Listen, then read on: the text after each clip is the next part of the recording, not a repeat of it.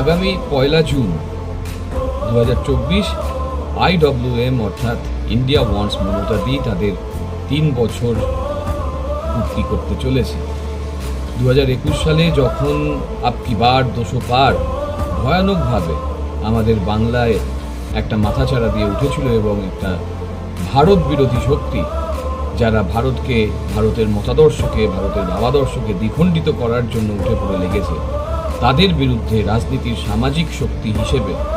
যেভাবে সমাজ মাধ্যমে তৃণমূল কংগ্রেসের তথা আমাদের দিদির, মাননীয় মুখ্যমন্ত্রীর